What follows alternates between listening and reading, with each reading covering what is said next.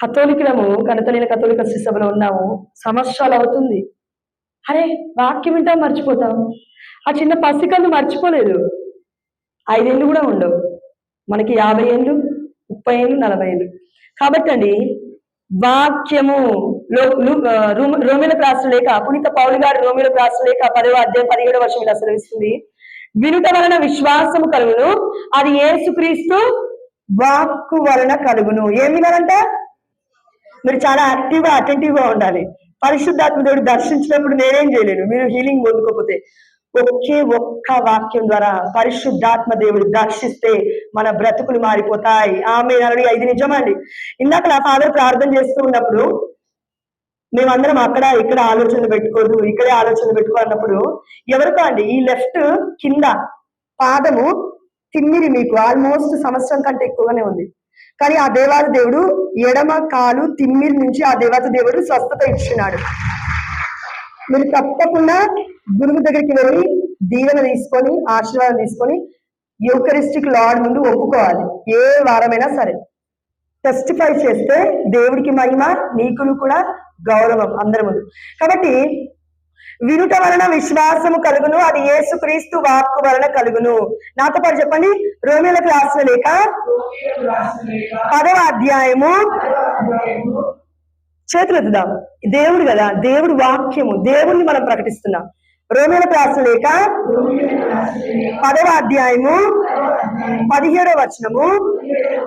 వినుట వలన విశ్వాసము కలుగును, ఆ వాక్కు యేసుక్రీస్తు వలన కలుగును.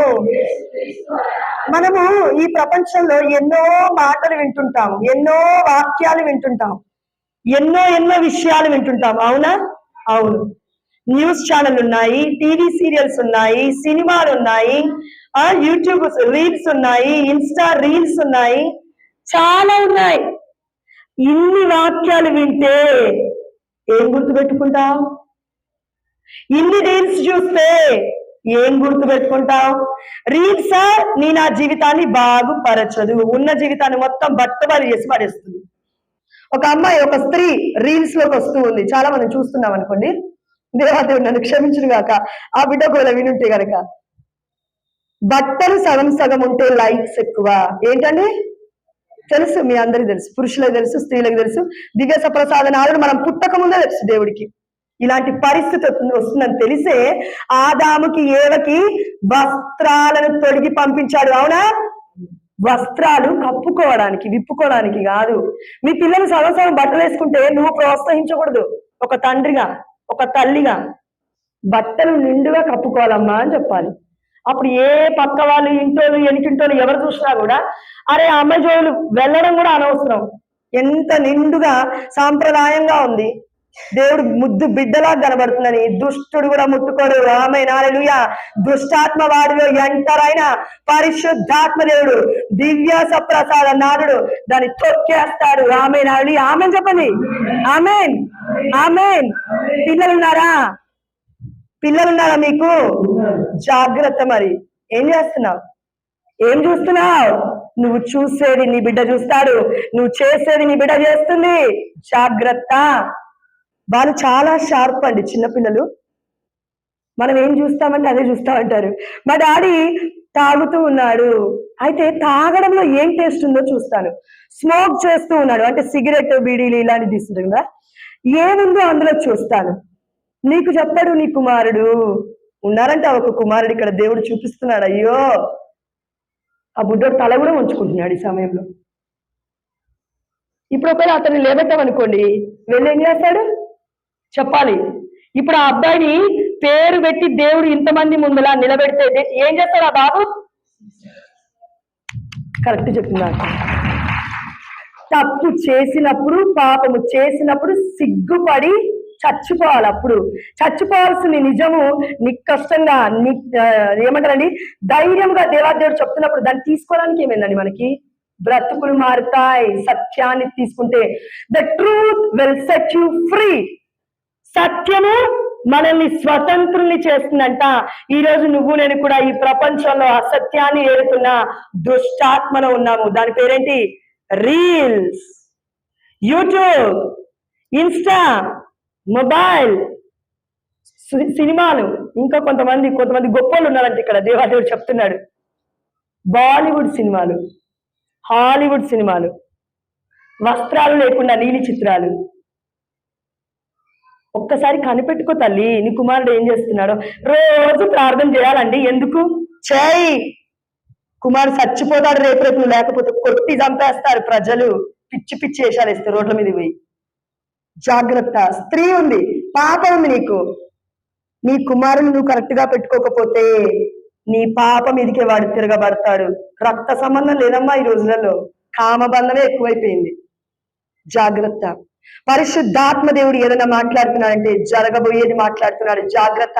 మా గ్రూప్ లో వాళ్ళందరికీ, మా అందరికండి ఒక నమ్మకం. మా గ్రూప్ లో వేరు కనపలేని కథోలిక శ్రీ సభ సత్యాన్ని పట్టుకుంటాం మేము. 30 మంది, 70 మంది, 200 మంది. ఏమని అంటే బ్రతుకుట క్రీస్తు కొరకే, అది చావైతే నాకు ఇంకా మేలు.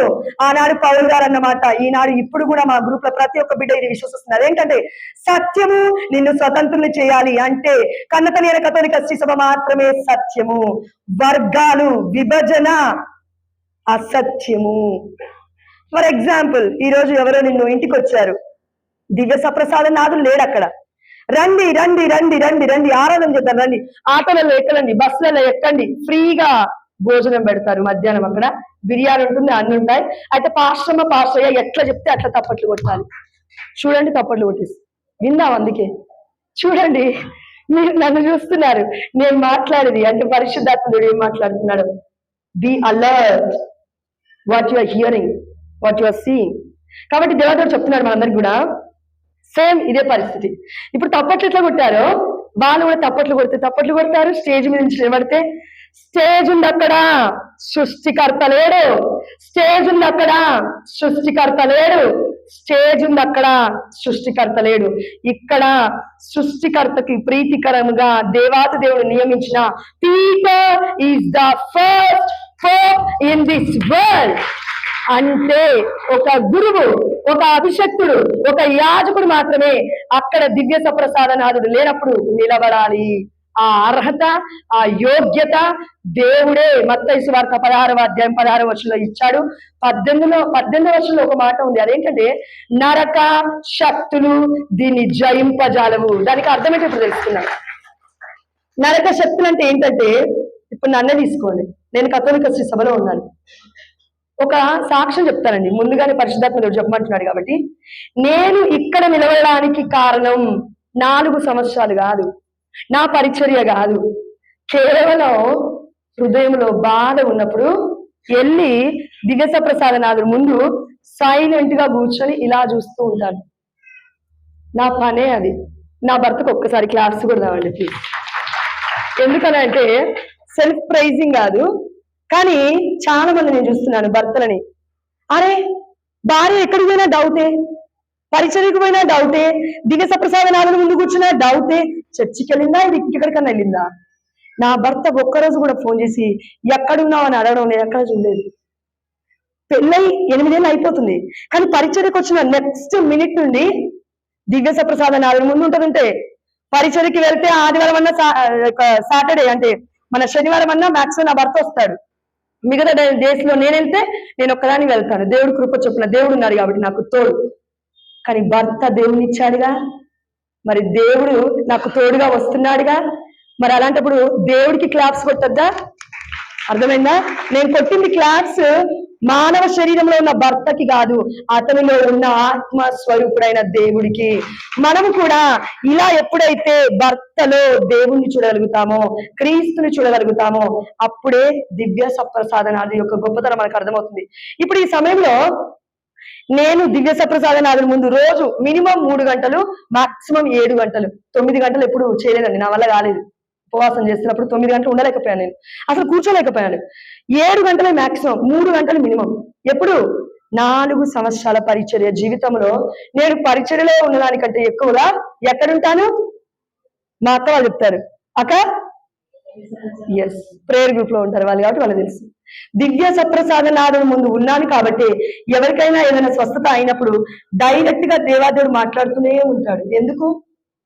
ఎక్కువగా అందుబాటులో చూడండి, పరిచర్య అందరూ చేస్తారు, కానీ దేవుడు పిలువగానే పలికే వాళ్ళు చాలా తక్కువ మంది ఉన్నారు. పరిచర్య అందరికి వచ్చండి. అంతేందుకు ఇక్కడ ఉన్న బ్రదర్ లేరా, మీరు లేరా? రేపు వాక్యం పట్టుకొని వచ్చి ఇక్కడ నిలబడ్డాయండి, వాక్యం చెప్పాలంటే చెప్పరా? 2 ముక్కలు ఇస్తే వాక్యం చెప్పరా? బట్టిఫై చేసేనే వాక్యం చెప్తారుగా. వాక్యం అంటే అది కాదు. ఇది బ్రతుకుల్ని మార్చాలి, బ్రతుకుల్ని కట్టాలి. పరిశుద్ధాత్మ అభిషేకము పరలోకము నుండి దిగి రావాలి. ఆమేన్. ప్రతి హృదయము రేకెత్తించబడాలి. ఆమేన్. ప్రతి హృదయము కదలాలి. ఆమేన్. ఆనాడు పౌలు చేసిన పరిచర్య, ఆనాడు పేతురు చేసిన పరిచర్య ప్రతి బిడ్డ హృదయాన్ని కదిలించగలిగింది. నా హృదయము కదులుతుందా మరి ఈ రోజులలో? దానికి కారణము గుండె రాతిగా ఉంది. అందుకే పరిశుద్ధమైన దేవుడి యొక్క వాక్యం చూడండి. సాక్ష్యం ఏంటంటే, నేను ముగించలేదు కదా, దిగమనస ముందు కూర్చొని కూర్చొని కూర్చొని ఒక్క 10 నిమిషాలు అయ్యా యేసయ్యా, ఒక్క 10 నిమిషాలు నాకు సమయం ఇవ్వు నీ దివ్యమైన మందిరంలో, నీ దివ్య సన్నిధానంలో. ఎక్కడ పాస్టర్ అమ్మలు నిలబడేలాగున నా గ్రూప్ లో ఉన్న 200 మందిని తీసుకొని నేను వెళ్ళి టెంట్ కట్టుకొని నేను వాక్యం చెప్తాను. దేవుడికి ఎప్పుడు నేను చెప్పలేదు, దేవుడు నాతో అలా మాట్లాడలేదు. కన్న తల్లి అయిన కథోలిక శ్రీ సభలో గురువు అనే అభిషక్తుడి యొక్క అధికారము కింద విధేయత చూపించి దేవుడిచ్చిన మాటకి విధేయత చూపించిన వాడే దేవుడి శిష్యుడు. దేవుడి మాటను విన్నవాడు కాదు, విని ఆత్మవంచన చేసుకునేవాడు కాదు, కానీ వాక్యం విన్నది విన్నట్టుగా ప్రవర్తించేవాడే దేవుడి శిష్యుడు. మరి దేవుడి శిష్యులమైనా ఇక్కడ ఉన్న వాళ్ళందరం ఎంతమంది వెళ్తున్నాం ప్రాటెస్టెంట్ సంఘాలకి? మనం సంఘం కూడా ఇట్స్ ఎ డివిజన్, వర్గం. అది దేవాదేవుడు అంటున్నాడు, దివ్య సప్రసాదనాదులు లేకుండా ఏ ఆరాధన చేస్తావు? Christ mass, holy mass, adore, worship. క్రీస్తుకి మాత్రమే ఆరాధన జరగాలి. స్టేజ్ మీద ఎవరిని పెట్టావు? ఇప్పుడు నేను పక్కనున్నాను, ఇక్కడ నిలబడే అధికారం నాకు లేదు, అంత అర్హత నాకు లేదు, అసలు యోగ్యత లేదండి. I'm unworthy. బట్ ప్రీస్ట్, గురువు ఆహ్వానించాడు కాబట్టి నేను ఇక్కడ నిలబడగలిగాను, మీరు వినగలుగుతున్నారు. గురువు ఒక్క మాట చెప్పకపోతే ఎవ్వరు కూడా ఇక్కడ నిలబడి మాట్లాడడానికి ఛాన్సే లేదు. అది అధికారం అంటే. మనం అధికారుల కింద ఉండాలి, దేవుడి అధికారం కింద ఉండాలి. ఒకవేళ మనంతనే మనం వర్గాలకు వెళ్ళి ఒక వర్గం కిందో, ఒక పాస్టర్ కిందో, ఒక పాశ్రమ కింద ఉందో వాళ్ళు ఏది చెప్తే అది చేసామనుకోండి, అది బానిసత్వం అవుతుంది. ఎందుకు? స్వస్థతలు అలా జరుగుతున్నాయని నువ్వు అనుకుంటావు. నేను ఒక సాక్ష్యం చెప్తాను. నేను వెళ్ళాను, ఆల్మోస్ట్ 3-2 years అయిపోతుంది అనుకుంటా.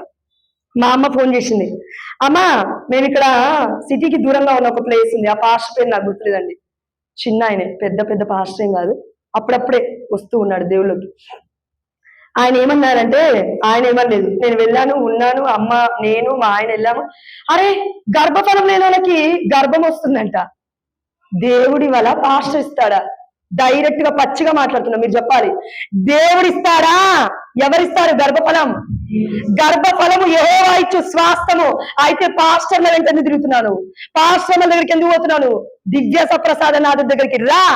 ఈ గర్భము, తల్లి గర్భము, ఈ దివ్య మందసము, మరియ తల్లి గర్భము, ఈ గర్భము నీ నా గర్భాన్ని కదిలిస్తుంది. ఆమేన్, హల్లెలూయా.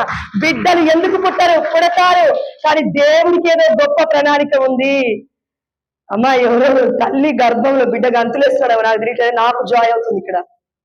నువ్వు ఎన్ని 6 months 7 months 8 months నాకు తెలియదు, కానీ నీ గర్భం కదులుతూ ఉంది ఇప్పుడు, అది నీకు తెలుస్తుంది.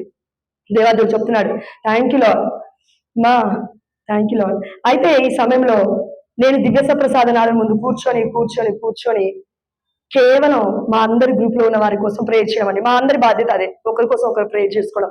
స్వస్థతలు అవుతారు. యాకోబు రాసిన లేఖ 5వ అధ్యాయంలో ఉంది, ఒకరి కొరకు ఒకరు ప్రార్థించుకొనుడు, ఒకరిని ఒకరు ప్రేమించుకొనుడు, ఒకరి కోసం ఒకరు సహాయం చేయండి, మీరు స్వస్థతలు అవుతారు. ఆమేన్, హల్లెలూయా. ఎందుకు స్వస్థతలు అవుతారు? ప్రేమ, క్రీస్తు ప్రేమ అయితే స్వస్థత వస్తుంది. ప్రేమ ఉన్నాక ఇంకా పగెక్కడిది? పగ మొత్తం లోపల పెట్టుకొని కుళ్ళు కుతంత్రంతో కుమిలిపోయి ఎముకలు మొత్తం కుళ్ళిపోయి సగం జీవితం మొత్తం కోల్పోయిన తర్వాత 50 ఏళ్ళకి 60 ఏళ్ళకి 70 ఏళ్ళకి బ్రెత్ అంటే ఆ యొక్క బెడ్ మీద పడ్డాక, హాస్పిటల్లో ఐసీలో ఉన్నాక, వెంటిలేటర్ పై ఉన్నాక, అయ్యో నా బ్రతుకు ఎందుకు ఇలా బ్రతికానని నువ్వు అప్పుడు అనుకుంటే ఏం లాభం? ఇప్పుడు ఈ రోజు ఇక్కడే ఒక తీర్మానం తీసుకో. బ్రతికితే క్రీస్తు కొరకే, చస్తే అది నాకు ఇంకా మేలు. ఆమేన్, హల్లెలూయా. ఈ తీర్మానం నీకు నాకు రావాలంటే తెలుసా, పరిశుద్ధాత్మ దేవుడు ఇక్కడున్న అనేకుల ముందు ఈ రోజు పుట్టాడు. ఆమేన్, హల్లెలూయా. దేవాతి దేవుడికి మహిమ కలుగును గాక. ఆమేన్, హల్లెలూయా. ఎవడైనా క్రీస్తు నందున్న ఎడల వాడు నూతన సృష్టి. కొరింథీయులకు రాసిన లేఖ 5:17 అనుకుంటాను. దేవాదేవుడు చెప్తున్నాడు, నువ్వు క్రీస్తులో ఉన్నావా? ఇది ముఖ్యం. క్రీస్తు నీలో ఉన్నాడు, క్రీస్తు నాలో ఉన్నాడు. ఇక్కడున్న ప్రతి బిడ్డలో క్రీస్తున్నాడు, అన్యుడిలో క్రీస్తున్నాడు. యేసయ్య చచ్చిపోయింది కేవలం క్రైస్తవుల కొరకా? ప్రపంచంలో ఉన్న ప్రతి బిడ్డ కొరకు. అందుకే దేవుడు అన్నాడు, సమస్త జనులారా నా యొద్దకు రండి, నేను మీకు విశ్రాంతిని ఇస్తానని. కానీ క్రైస్తవులారా, కథోలికులారా, కేవలం మీరు మాత్రమే రండమ్మా, నేను స్వస్థతనిస్తాను దేవుడు చెప్పలే. దేవుడు అన్యాయస్తుడు కాదు. మరి అదేంటండి, క్యాథలిక్ గురించి మాట్లాడుతున్నాడు, మరి వర్గాల గురించి మాట్లాడుతున్నారు. ఎవరైనా అన్యులందరూ దేవుడు బిడ్డలే అంటున్నారు. మరి వర్గాల వైపు ఎందుకు వెళ్ళకూడదు? ప్రశ్న. ఇక్కడున్న వాళ్ళు చాలా మంది అద్భుతాల కోసం పరిగెడుతున్నారు. నీకు అద్భుతం కావాలా? వినాలి దయచేసి. Praise the lord, praise the lord. చేతులు పని. Praise the lord, praise the lord, praise the lord. నీకు అద్భుతం కావాలా? ఒకటి, నువ్వు అద్భుతంగా మారాలా? చెప్పు. ఎస్, అద్భుతం కావాలా నీకు? ఫర్ ఎగ్జాంపుల్, అద్భుతం అంటే చెప్తాను. ఇప్పుడు నాకు చెయ్యి నొప్పి ఉంది, బాగుంది, హీల్ అయింది. ఎవరి దగ్గర? పాశ్రమ దగ్గరికి వెళ్ళాను. దేవుడు నమ్మకస్తుడు. పరిశుద్ధాత్మ దేవుడిచ్చిన వాగ్దానము ఒక్క వాక్యం ఎత్తిపట్టి నువ్వు నీ ఇంటిలో ఉండి ప్రార్థన చేయి. స్వస్థత అవ్వకపోతే దేవుని అప్పుడు అడుగు, కానీ నువ్వు దేవుడితో సహవాసం చేయి. అదే విధంగా పాశ్రమంలా ప్రార్థన చేసినా ఎందుకు స్వస్థతలు అవుతున్నాయి అంటే దేవుడితో ఎంతో కొంత కనెక్షన్ పెట్టుకున్నారు వాళ్ళు.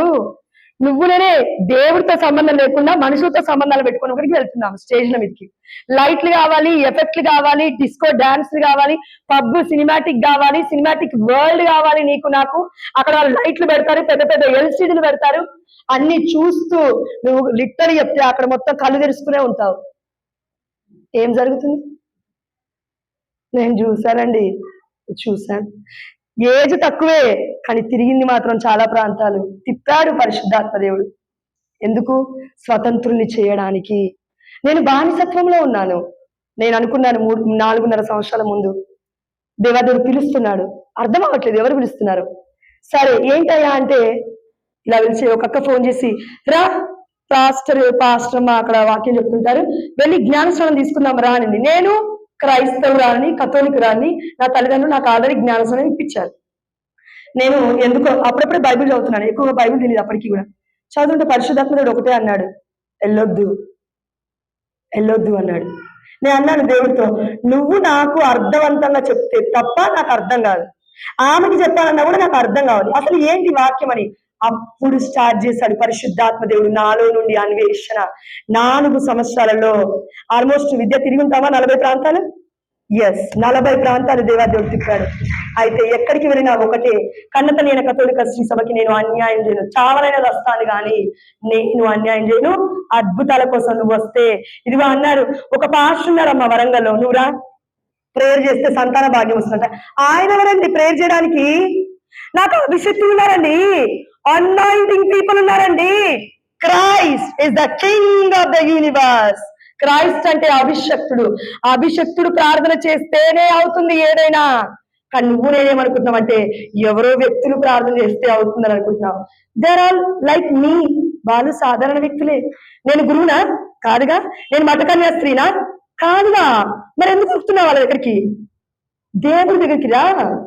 దివ్య తపస్సుల నాదుడు ముందు కూర్చున్నప్పుడు ఇవన్నీ ఎవరు మాట్లాడారో నాకు తెలియదు, కానీ మాట్లాడేశాడు దేవుడు. ఏ వ్యక్తిని నేను అడగలేదు, నాకేం అర్థం కావట్లేదని. పరిశుద్ధమైన గ్రంథం ఓపెన్ చేయగానే దేవాదేవుడు మాట్లాడుతున్నాడు. వాము అర్థమవుతుంది బైబిల్. మనం అందరం అనుకుంటాం కదా, పరిశుద్ధమైన గ్రంథం మొత్తం ఒక్కసారి తిరిగేస్తే ఆది కాండం నుండి దర్శన గ్రంథం వరకు చదివితే చాలు నాకు మొత్తం వచ్చేసినట్టు అనుకుంటాం. నో, పాస్టర్లందరూ పాపం, పాస్టర్లందరూ తెలియక చేస్తున్న తప్పిదే అండి. 2 సంవత్సరాలు 3 సంవత్సరాలు ఒక దగ్గరికి వెళ్తారు. వాళ్ళు చెప్పగానే మా పాస్టర్మ చెప్పాడు, మా పాస్టరే చెప్పాడు, నాకు పరిచర్య కాలుంది కానీ పాపం బిడ్డలు వస్తారు, వాక్యం పట్టుకుంటారు. ఇప్పుడు ఒక వాక్యం చెప్తాను, మీరు వివరించడానికి ప్రయత్నం చేయండి.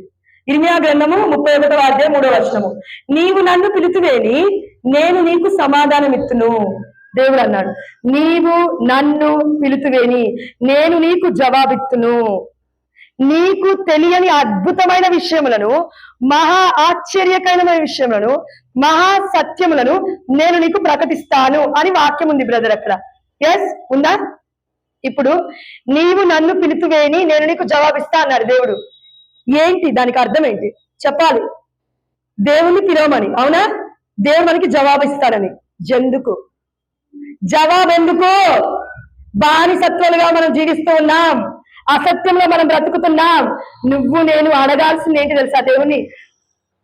ఆస్తులు, అంతస్తులు, మెటీరియల్ బ్లెస్సింగ్స్, ఈ లోక వాంఛలు, బంగ్లాలు. పక్కింటానికి 2 బంగ్లాలు ఉన్నాయి, నాకు 3 కావాలి. పక్కింటాయన 1 ఎకరం పొలం కొన్నాడు, నాకు 2 ఎకరాలు కావాలి. పక్కింటాయన కార్లు కొన్నాడు, నాకు 4 కార్లు కావాలి. కాదండి.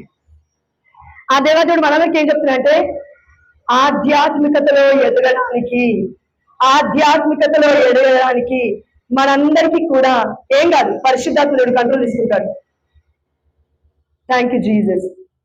ఆధ్యాత్మికతలో మనం అందరం ఎదగడానికి ఎంతవరకు మనం రోజు దేవుణ్ణి అడుగుతున్నాం, అయ్యా నాకు ఇది అర్థం కావట్లేదు, అయ్యా ఇది బోధించు. ప్రతి వాక్యములో అంతరార్థము దాగింది. అందుకే మరియ తల్లి కేవలం వాళ్ళు అనుకున్నట్టు లూకాసు వార్త 1వ అధ్యాయం 43వ వచనంలో దేవుడి తల్లి అని మాత్రమే లేదు, పరిశుద్ధమైన గ్రంథం మొత్తము తల్లే. ఎలా? Mother Mary is the mother of church. Mother Mary is the mother of church. Catechism of the Catholic church 963 paragraph చెప్తుంది. బైబిల్ ఎవరు? బైబిల్ ఎవరు? దేవుడు. దేవుడికి జన్మనిచ్చిన తల్లి ఎవరు? మదర్ ఆఫ్ చర్చ్ కదా. మరి చర్చ్ ఎవరు? దేవుడు. మరియ తల్లి ఎవరు? Mother of church. దేవుణ్ణి కన్నా ఆ తల్లికి ఆ దేవాది దేవుడు ఇచ్చిన ఔన్నత్యము, గొప్ప మహిమ, గొప్ప గౌరవం అదేంటంటే నా తల్లి, దేవుడి తల్లి, నా తల్లి, దేవుడి తల్లి. ఇక్కడున్న మనందరికీ తల్లిదండ్రులు ఉన్నారు, అవునా? ఇక్కడున్న మీ అందరికీ తల్లిదండ్రులు ఉన్నారు, అవునా? నీ తల్లి గురించి ఎవరి ముందైనా చెప్పుకోవడానికి భయపడ్డావా? అసహ్యంగా ఎప్పుడు ఫీల్ అవ్వలేదా? నా తల్లి కొంచెమే సంపాదిస్తుంది, లేదంటే నా తల్లి పాత చీరలు కట్టుకుంది, నా తండ్రి కొంచెమే సంపాదిస్తున్నాడు, నా ఫ్రెండ్స్ ముందు చులకన అయిపోతామేమో, అయితే వద్దులే నా తల్లిదండ్రులని నువ్వు ఎన్నో కొన్ని విధాలుగా తల్లిదండ్రులని ఆ యొక్క ఇన్వైట్ అంటే ఆహ్వానించకుండా ఉండుంటావు కొన్ని విషయాలలో. దేవుడు నమ్మకస్తుడు, దేవుడు ఆ పని చేయడు. 4వ ఆజ్ఞ ఏంటి పాత నిబంధనలో? అమ్మా గట్టిగా మరి గౌరవిస్తున్నావా? ఫోన్ ని గౌరవిస్తున్నావు కదా, ల్యాప్టాప్ ని గౌరవిస్తున్నావు కదా, అంతెందుకు ఈ మైక్ ని పక్కకు పోతే వినబడదే అని గౌరవిస్తున్నా నేను మనస్ఫూర్తిగా. మైక్ కంటే గొప్పవాళ్ళు తల్లిదండ్రులు, ఫోన్ కంటే గొప్పవాళ్ళు తల్లిదండ్రులు, నీ జీవితం కంటే గొప్పవాళ్ళు తల్లిదండ్రులు. ఎందుకు తెలుసా? నీకు జీవాన్ని ఇచ్చిన నీ తల్లిదండ్రులే. దేవుడు జీవవంతుడు, జీవనకర్త ఆయనే, జీవనాథుడు ఆయనే, జీవాహారములు నేనే. అయితే ఒక వ్యక్తి ద్వారా మాత్రమే నువ్వు ఈ లోకానికి వస్తావు, వారే తల్లి, తండ్రి. తల్లిదండ్రులకి గౌరవం ఇవ్వకుండా నువ్వు ఎన్ని ప్రార్థన చేసినా ఏంటి? వ్యర్థము, వ్యర్థము. తల్లిదండ్రులని గౌరవించకుండా, తల్లిదండ్రులకి రెస్పెక్ట్ చూపించకుండా, తల్లిదండ్రులు చెప్పిన మాటకి విధేయత చూపించకుండా నువ్వు వచ్చి చర్చి ముందు కూర్చొని ఆరాధన ఆరాధన ఆరాధన అని పాల్పడితే కపట ప్రార్థన, కపటం, నాటకం, భూతకం. God knows everything. God is watching you every second. పరిశుద్ధాత్ముడు నిన్ను ప్రతి నిమిషం చూస్తున్నాడు. మోసం చేయొద్దు దేవుణ్ణి. మనిషి కాదు దేవుడు, సంపూర్ణమైన మానవుని మొత్తం పసిగట్టగలిగిన శక్తి మనుష్య కుమారుడైన దేవుల్లో ఉంది. ఎందుకంటే ఆ దేవుడు మానవుడై ఈ లోకానికి వచ్చాడా అండి? వచ్చాడా? వచ్చాడా? వచ్చాడా? యేసయ్య దేవుడేనా? షోరా? ఎస్, యేసయ్య దేవుడు.